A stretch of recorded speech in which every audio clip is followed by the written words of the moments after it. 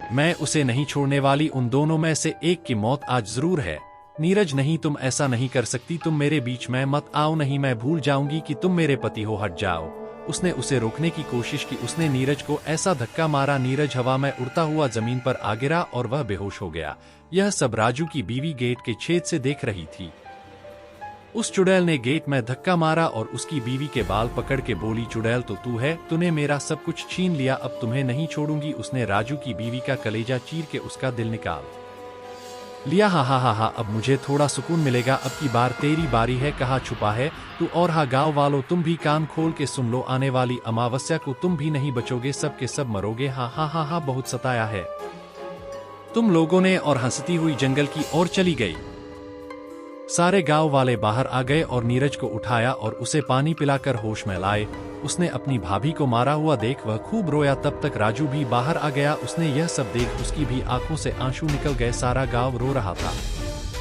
सुबह उसके शव को जलाया। सारे गांव वाले राजू से भला बुरा कह रहे थे कि इसकी वजह से हम सब लोग एक दिन ऐसे ही मरेंगे। सारे गांव वाले, हाँ इसकी ही वजह से हमारे लिए यह मुसीबत खड़ी हुई है। इसको तो नरक भी नहीं झेलेगा, अपने ऐसे भाई के साथ तूने धोखा किया है। तो दोस्तों, यह थी एक अमावस्या रात की एक चुड़ैल की कहानी। अब सुनो आगे की दास्तां कि किस प्रकार उस गांव में दोबारा शांति आई। नीरज शांत हो जाओ, भगवान हमारी मदद जरूर करेगा। ऐसा तो कोई होगा जिसे हमारी मदद के लिए भगवान भेजेगा। कोई खुदा का नेक बंदा ही अब हमें बचा सकता है। दोस्तों, जब फिल्म में विलन होता है तो एक हीरो का भी होना जरूरी होता है, चाहे वो अजय देवगन हो या सुनील शेट्टी। तो सुनो कहानी का अगला पार्ट। अब तो सब लोग बस भगवान से प्रार्थना करने लगे हैं, भगवान हमें इस मुसीबत से निकालो है प्रभु, अब तो हम तुम्हारी शरण में है। भगवान तो बस किसी न किसी बहाने से उनको याद दिलाते हैं। तभी तो कहते हैं, दुख में सुमिरन सब करें और दुहक में करे न कोय, और जो सुख में सुमिरन करे तो दुहक काहे को होए। तो दोस्तों, भगवान भी बड़े दयालु है, तुरंत क्षमा भी कर देते हैं। तो उस गांव में किसी की मौत आने से पहले भगवान ने एक फरिश्ते को उस गांव में भेज दिया। उसका नाम था विराट। वह भगवान को मानने वाला एक नेक बंदा था। वह किसी काम से वहां से गुजर रहा था।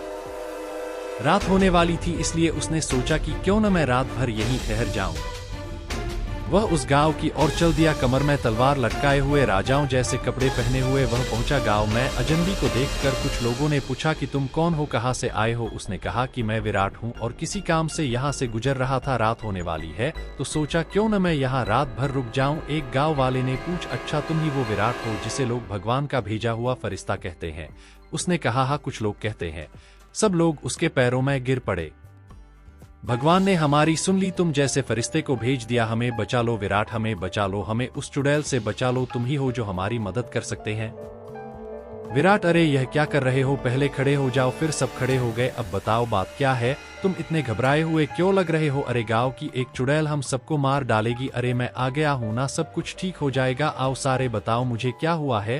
तब गांव वालों ने सब कुछ बता दिया और राजू और नीरज को बुलाया और कहा, राजू तुमसे जो लालच में जो कुछ हुआ बुरा हुआ उसे तुम भूल जाओ और हमारा साथ देकर इस गांव को बचाओ। और नीरज, तुम अपने बड़े भाई को माफ कर दो। नीरज, मैं तो भाई से कभी गुस्सा भी नहीं हुआ, मगर आप लोगों को लगता है कि मैं गुस्सा हूं, तो भाई मुझे माफ कर देना। और उसने राजू के पैर छू लिए। राजू ने उसे उठाकर गले लगा लिया। दोनों की आंखों से आंसू निकल रहे थे। तब विराट ने कहा, हमारे पास कल का वक्त है और परसों अमावस्या है। तुम लोगों को किस किस चीज का इंतजाम करना है मैं बताऊंगा। अब आप लोग निडर होके अपने घरों में सो जाइए, सुबह मैं सबको बता दूंगा।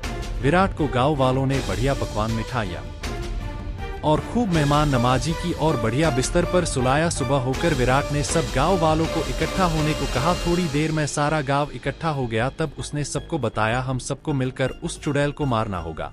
मैं सबको बताता हूँ हमें क्या करना है। कल रात पूरे गांव में उजाला होना चाहिए, कोई भी घर बिन उजाले के नहीं होना चाहिए। पूरे गांव को दीपावली की तरह सजा दो और सब लोग घर से बाहर होने चाहिए मेरी नजरों के सामने। और राजू, तुम अपने घर में हवन की सामग्री के साथ वहां बैठोगे, मैं यहाँ से मंत्र पढ़ूंगा और तुम आहुति दोगे। और नीरज, तुम जंगल में 2 लोगों के साथ उस चुड़ैल की कब्र को खोद कर उसके शरीर को जलाना होगा। मैं तुम्हें कल सुबह यही मिलूंगा। अब सब लोग तैयारी करो। उस दिन की रात कब बीते सबको यही इंतजार था। सुबह होते ही विराट ने सब गांव वालों को इकट्ठा किया और कहा, तैयारी हो चुकी है गांव वाले। हाँ, हमने अपने घर में खूब सारे दीपक तैयार करके रख दिए हैं, सारी तैयारी हो गई है।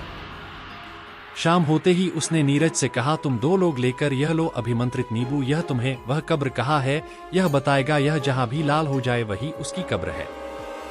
और यह लो लहसुन की मालाएं अपने अपने गले में डाल लो, इससे वो तुम्हें छू भी नहीं पाएगी, चाहे वो कुछ भी करे तुम डरना मत, वो किसी भी तरह तुमसे इस माला को उतारने की कोशिश करेगी पर तुम यह गलती मत करना वरना वो तुम्हें मार देगी। अब तुम लोग जाओ, अपना ध्यान रखना। वो लोग फावड़े उठाकर जंगल की ओर चले गए। इधर सब लोग इकट्ठे होकर बैठे उस चुड़ैल का इंतजार कर रहे थे। उधर राजू अपना आसन लगाए हुए हवन पर बैठा था। रात के 12 बज रहे थे कि किसी के पैरों की आहट सुनाई दी। सब लोग उधर देखने लगे तो क्या देखते हैं कि बाल फिक्रे हुए सफेद साड़ी में एक औरत चली आ रही है। उस गांव में रात में रोशनी देखकर वह रुकी और फिर आगे बढ़ी। उसने देखा कि सारे गांव वाले बाहर बैठे हैं, जैसे कि उन्हें बिल्कुल डर नहीं।